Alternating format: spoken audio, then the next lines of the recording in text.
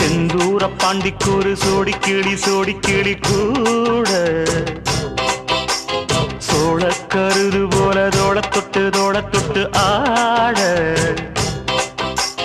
காதல் பாட்டெடுக்கும் வயசு இது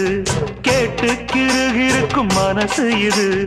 ஒரு தீர்மானே பசுமரத்தேனே நினைச்சது நிறைவேறும் நாள செந்தூர பாண்டிக்கோரு சோடி கிளி கூட